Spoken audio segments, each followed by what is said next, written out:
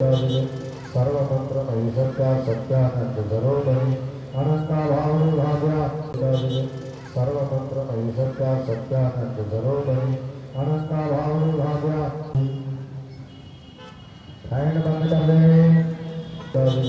सर्वतंत्र ऐश्वर्या इस बार हमारे पूजा का टोटल बजट 13.5 लाख रुपए का है। माता का जो भव्य प्रतिमा का आयोजन किया गया है उसमें माँ दुर्गा के सबसे भव्य रूप के साथ साथ माता का एक कन्या रूप को भी दर्शाया गया है।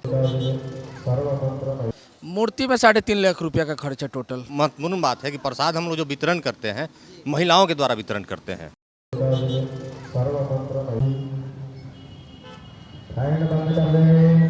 पटना के अलग अलग स्थानों पर अलग अलग चर्चित पंडाल बनाए गए हैं, अलग अलग जगहों के तर्ज पे। लेकिन अभी हम पटना के सिख जमुना अपार्टमेंट के बगल में जो पंडाल बनाया गया है, काफ़ी भव्य तरीके से जो पंडाल बनाई गई है श्री श्री सर्वजन दुर्गा पूजा समिति की ओर से कस्तूरबा पथ के बोरिंग रोड के अंदर। देखिए हमारे साथ उनके व्यवस्थापक हैं और उन्हीं से हम बातचीत करने की कोशिश करेंगे। क्या लगता है कि जिस तरह से पंडाल बनाया गया है काफ़ी भव्य है, कितना लागत पड़ा है? लागत का अनुमान तो कितना लागत पड़ा है? सबसे पहले तो इंडिया टॉप को मैं धन्यवाद देना चाहता हूं जो हमारे सर्वजन दुर्गा पूजा पंडाल में पधारे हैं।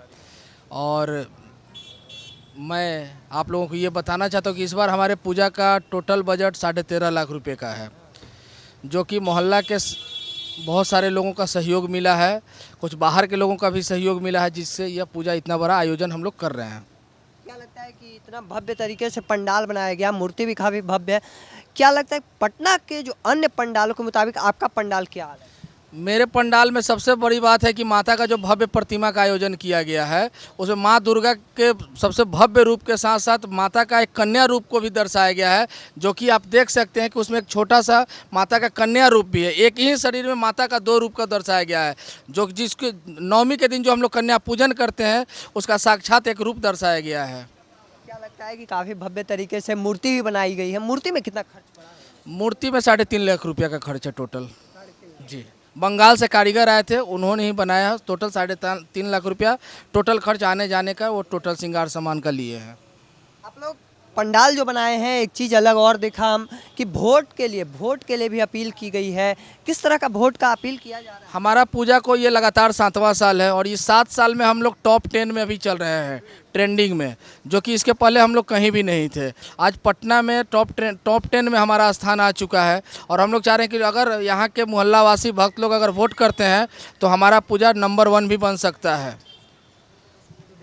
व्यवस्थापक हैं उनके तौर पर कहीं ना कहीं एक बड़ी अच्छी व्यवस्था की गई है साफ तौर पर, और जो पंडाल के आगे की जो जगह है वो काफ़ी साफ सफाई रखी गई है। वहीं दूसरी ओर हम आपको दिखाने की कोशिश करेंगे कि माता का जो 2 रूप है वो उसका भी यहाँ पर दर्शाया गया है। एक पहले जो ऊपर में माता का जो रौद्र रूप है उन्हें दिखाने की कोशिश की गई, वहीं दूसरा रूप भी दिखाया गया है। और जो अलग तौर पर कहीं ना कहीं पटना के अलग अलग जो पंडाल बनाए गए हैं उनमें सबसे अलग कुछ दिखाने की अगर कोशिश की गई है तो यहाँ के पूजा पंडालों में कहीं ना कहीं साफ़ सुथरा हो, चाहे सफाई के मामले में, चाहे दुर्गा पूजा के जो मूर्ति बनाई गई है उस मामले में भी कहीं ना कहीं एक अलग आकर्षण का जो केंद्र है वो बना हुआ है, क्योंकि दुर्गा पूजा की प्रतिमा में 2 रूपों का एक ही साथ दर्शाया गया। वहीं दूसरी ओर हम आपको दिखाएंगे कि माता लक्ष्मी और गणेश को एक साथ रखा गया है। वहीं दूसरी ओर माता सरस्वती और भाई जो माता के जो सभी बहनों के इकलौते भाई है कार्तिकेय, वो उनके साथ हैं। और कहते हैं कि कार्तिकेय की सवारी मोर की होती है और उनके साथ वो दर्शाने की कोशिश की गई है। कहीं ना कहीं जो पंडाल है वो काफ़ी भव्य तरीके से, और उसके साथ जो आकर्षण का केंद्र बना हुआ है पंडाल के साथ साथ वो प्रतिमा है। प्रतिमा कहीं ना कहीं जो कहीं नहीं है, इस तरह की प्रतिमा पूरे पटना में दर्शाई गई, वो पटना के बोरिंग रोड और सिर्फ कस्तूरबा पथ पर दर्शाने की कोशिश की गई है माता को एक साथ 2 रूपों की, पहले एक नीचे में और एक ऊपर में। तो देखिए माता का जो महाप्रसाद है वो तैयार किया जा रहा है। अलग अलग दिन जो नवरात्रि के होते हैं, जब माता का नयन खोल दिया जाता है और भक्त आशीर्वाद लेने के लिए माता के दरबार में आते हैं, तो कहते हैं कि आशीर्वाद के साथ साथ माता का जो शुद्ध प्रसाद है वो दिया जाता है। साथ में अलग अलग दिन अलग अलग तरह से अलग अलग जो प्रसाद हैं वो काफ़ी शुद्धता से बनाए जाते हैं। जो प्रसाद है उसमें खीर तैयार किया जाता है, किसी दिन खिचड़ी, किसी दिन हलवा, अलग अलग तरीके से अलग अलग चीज़ों को तैयार किया जाता है। कितना लागत पड़ रहा है इसे बनाने में? क्या लगता है कितना मेहनत है और किस तरीके से कितना शुद्धता से? 3 लाख रुपया लगता है इसमें प्रसाद में बनाने में। क्या लगता है काफी शुद्धता से बनाया जाता जी जी जी जी, कोई शुद्धता से बनाया जाता है पूरा। है? माता के जो आशीर्वाद लेने भक्त आते हैं उनको ये दिया जाता है। जी जी जी जी, अलग अलग दिन अलग अलग। अलग अलग दिन। पहला दिन बनता है आलूआ अथी का मूंग दाल का, और उसका अथी बनता है खीर, और नवमी का बनता है खिचड़ी। तो देखिए जो अलग अलग दिन अलग अलग तरीके से, क्या लगता है कि काफ़ी मेहनत आती है और साथ ही कितना लागत पड़ा है इसमें? प्रसाद में तो जैसे है कि हम लोग का कि लगभग वही 20,000 के आसपास आता है खर्चा एक पूजा माने प्रसाद में।